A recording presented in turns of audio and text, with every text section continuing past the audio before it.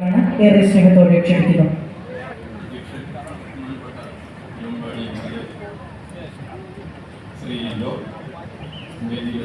മുഖ്യമന്ത്രി, മന്ത്രിമാർ, എംഎൽഎമാർ, ജനപ്രതിനിധികൾ, രാഷ്ട്രീയ പാർട്ടികളുടെ ഉദ്യോഗസ്ഥർ, സദസ്യരുമുണ്ട്.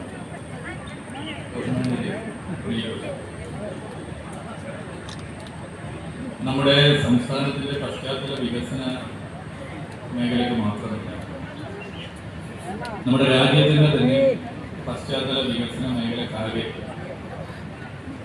വലിയ പ്രതീക്ഷയും ആവേശവും നൽകുന്ന ഒരു പദ്ധതിയുടെ ആരംഭത്തിലാണ് നമ്മൾ.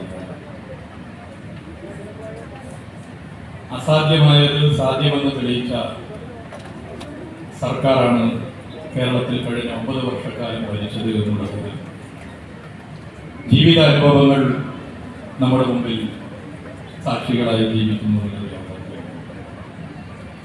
ഒട്ടേറെ പദ്ധതികൾ നമ്മുടെ സംസ്ഥാനത്തിൻ്റെ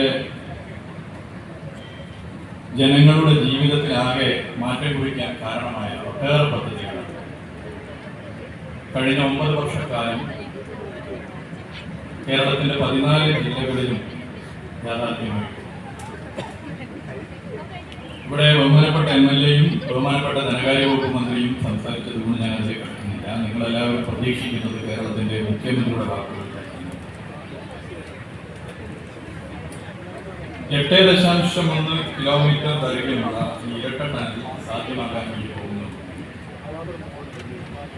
കാലങ്ങളായി മനുഷ്യർ ആഗ്രഹിച്ച ഒരു പദ്ധതിയാണ് യാഥാർത്ഥ്യമാകാൻ വേണ്ടി. താമരശ്ശേരി ചുരത്തിൽ മണിക്കൂറുകളോളം അങ്ങോട്ടും ഇങ്ങോട്ടും നീങ്ങാൻ പറ്റാതെ ഇതിനെന്ത് പരിഹാരമെന്ന്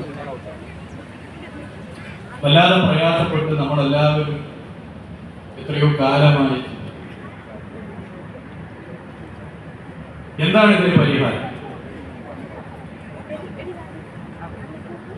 എത്രയും വേഗത്തിൽ വയനാട് കോഴിക്കോട് ജില്ലകളെ ബന്ധിപ്പിക്കാനല്ല, അതിന്റെ മാറ്റം ഉണ്ടാകുന്നത് വയനാട് കോഴിക്കോട് ജില്ലകൾക്ക് മാത്രമല്ല കേരളത്തിനാകെയാണ് എന്നുള്ളത്.